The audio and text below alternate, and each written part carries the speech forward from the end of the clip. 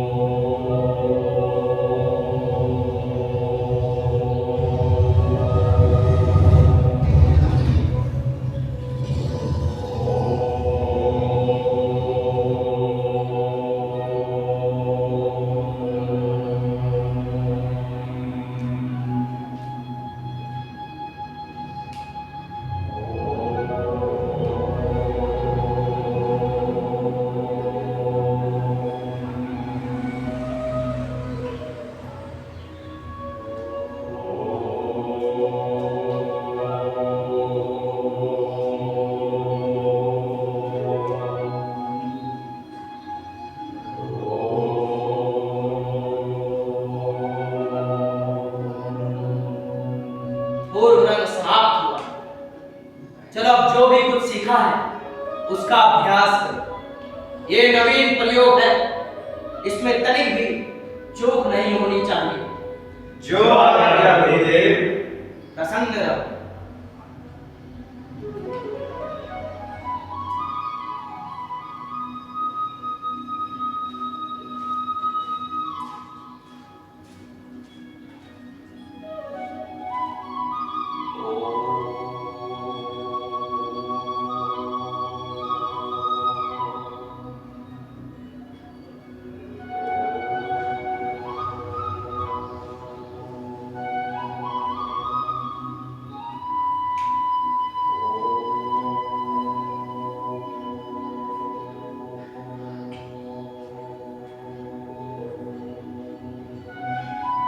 प्रणाम स्वीकार करें मुनिवर। सदा स्नेही रहे। कहे ऋषिगण, किस प्रयोजन से आना हुआ? हे मुनिवर, जब से आपने नाट्य शास्त्र की रचना की है, हमारे हृदय में अनेक प्रश्न उठ रहे हैं। हम उसी के उत्तर के लिए आपके पास आए हैं। पूछे, संकोच ना करें। गुरुदेव, नाट्य शास्त्र की उत्पत्ति क्या है? उसका उद्देश्य क्या है? बहुत अच्छा प्रश्न किया है। ये प्रश्न केवल नाटक के लिए नहीं, बल्कि जीवन के सार को समझने का माध्यम। जब त्रेता युग मनुष्य काम और लोभ से वशीभूत होकर अधर्म और संघर्ष की ओर बढ़ने लगे, तब इंद्र ने ब्रह्मा जी से प्रार्थना की कि कोई ऐसा माध्यम हो जिसे देखना और सुनना एक साथ हो, जिससे मनुष्य धर्म, अर्थ और मोक्ष के मार्ग पर फिर से लौट सके। लेकिन गुरुदेव, वेद तो ज्ञान के भंडार है, उनमें जगत का रहस्य छुपा है। वेद अपने आप में ही इस उद्देश्य की पूर्ति के लिए पर्याप्त थे। फिर ये नया वेद क्यों? इसीलिए कि वो समस्त जन के लिए सुलभ हो, सामान्य जन के लिए नाटक में भाग आए। इस मंगल उद्देश्य के साथ ब्रह्मा जी ने चारों वेदों के तत्वों को मिलाकर नाट्य वेद की रचना की है। चारों वेदों के तत्व वे क्या है गुरुदेव? इस नाटक के पाठ को आप सुन रहे हो, ये ब्रह्मा जी ने ऋग्वेद से दिया। इस मधुर गान को आप सुन रहे हो, इसका आधार सामवेद, यजुर्वेद से अभिनय और अथर्ववेद से रस लिया गया। चारों वेदों के अंगों को मिलाकर नाट्य शास्त्र की उत्पत्ति की।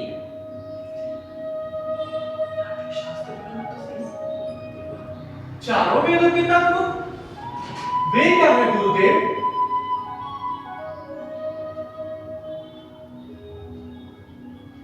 ऋषिगण, यही प्रश्न दानवों ने ब्रह्मा जी के सामने रखा था और ब्रह्मा जी ने इसके उत्तर में कहा था, नाट्य शास्त्र तो सबके लिए है, ये देवताओं, दानवों और मनुष्यों के लिए शुभ अशुभ को दिखलाने वाला है।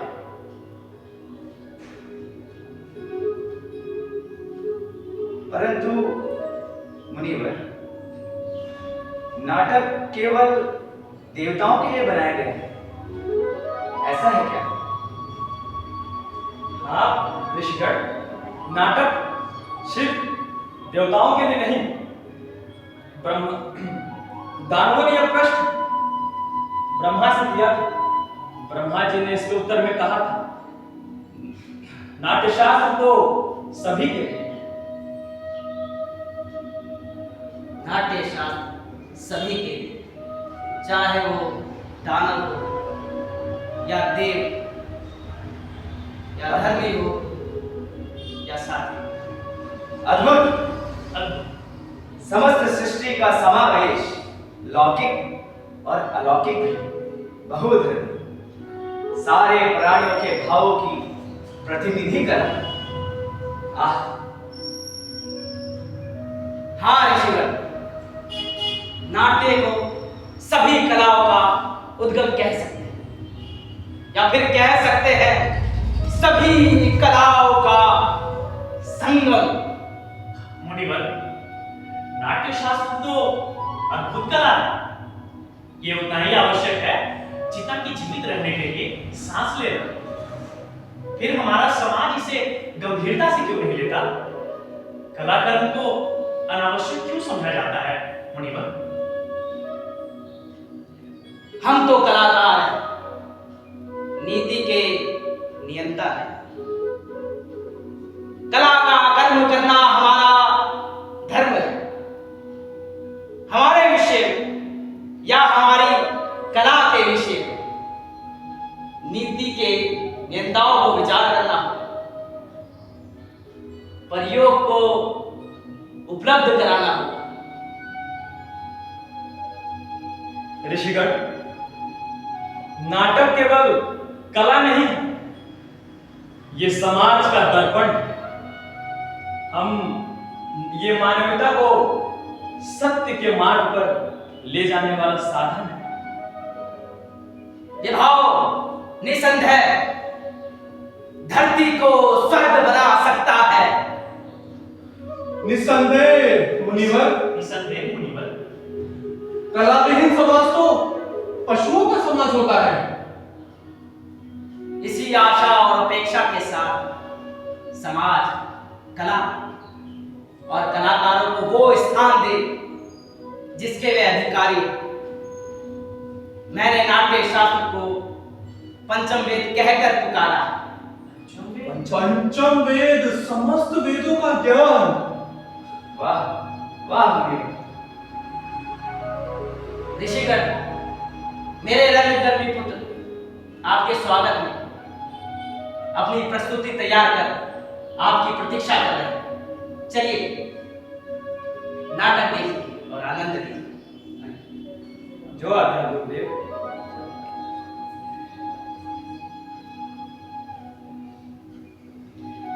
वृद्धि हो इस राष्ट्र की आशा सभी की पूर्ण हो। वृद्धि हो इस राष्ट्र की आशा सभी के पूर्ण हो। सृष्टि हो आनंद की जग में सदा संपूर्ण हो। सृष्टि हो आनंद की जग में सदा संपूर्ण हो। धरती सदा फूले फले ऊपर विमल आकाश हो। धरती सदा फूले फले ऊपर विमल आकाश हो। सज्जन रहे निर्भय सदा वह दुर्जनों का नाश हो। सज्जन रहे निर्भय सदा वह दुर्जनों का नाश हो। वह दुर्जनों का नाश हो। वह दुर्जनों का नाश हो। दुर्जनों का नाश हो। दुर्जनों का नाश हो। वृद्धि हो इस राष्ट्र की आशा सभी की पूर्ण हो। वृद्धि हो इस राष्ट्र की आशा सभी की पूर्ण हो। आशा सभी की पूर्ण हो। आशा सभी की पूर्ण हो। आशा सभी की पूर्ण हो। आशा सभी की पूर्ण हो।